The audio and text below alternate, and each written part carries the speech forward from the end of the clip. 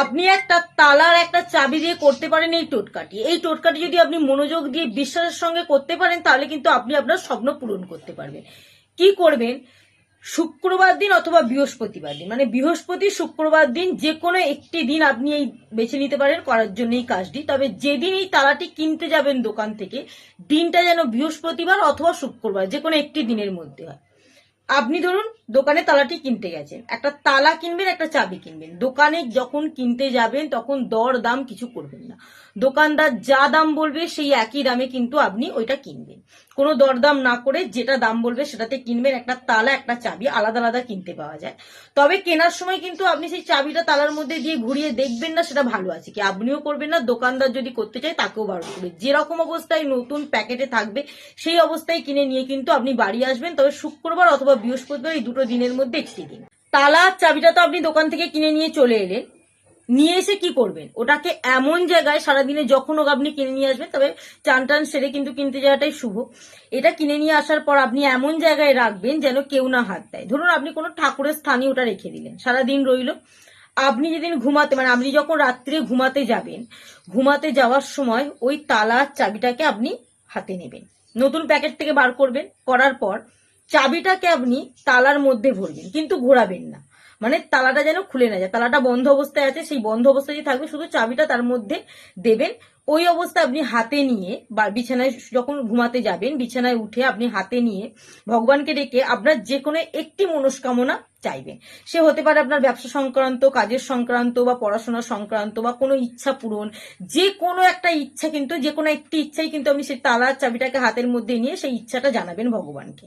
তো আপনি আপনার মনের ইচ্ছাটা কিন্তু তালা চাবিটা হাতে নিয়ে বলে এটা কি করবেন, এবং বালিশের নিচে রেখে দেবেন। যে বালিশের নিচে আপনি ঘুমাবেন সেই বালিশের নিচে রেখে দেবেন এবং ঘুমিয়ে পড়বেন।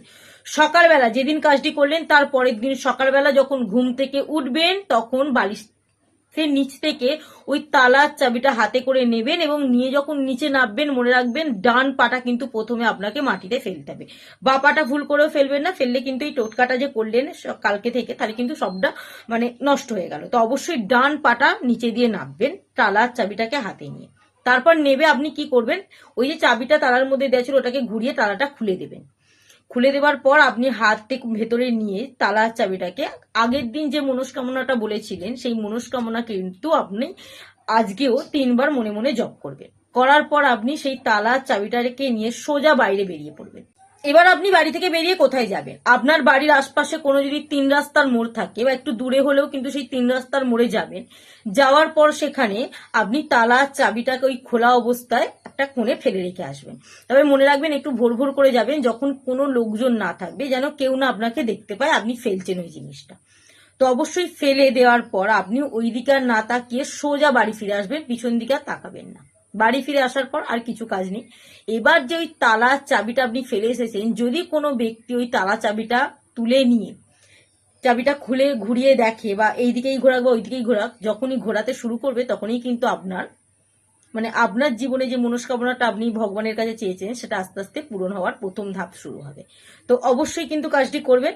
তবে মনে রাখতে হবে চাবি আর তালাটা কেনার দিন হচ্ছে বৃহস্পতিবার অথবা শুক্রবার, যে কোনো একটি দিন আপনি করতে পারেন, এবং সেই দিন রাত্রেই কিন্তু কাজটি আপনি করবেন।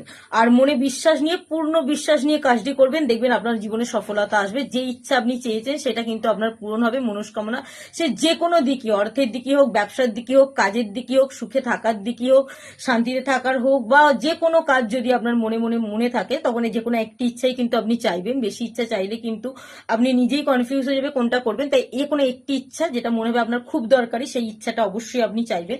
আর বিশ্বাসের সঙ্গে, প্রথম থেকেই বলছি, বিশ্বাস নিয়ে কাজটি করবেন। বিশ্বাস নিয়ে করলে কিন্তু তবেই সফলতা পাবেন। মনে কিন্তু ভাব নিয়ে কিন্তু এই কাজটি করতে যাবেন না। যদি বিশ্বাস না হয় কাজটি করবেন না। তো কেমন লাগলো ভিডিওটা অবশ্যই কমেন্টে জানাবেন। যদি ভালো লেগে থাকে লাইক, কমেন্ট এবং শেয়ার করে সকলকে দেখার সুযোগ করে দেবেন।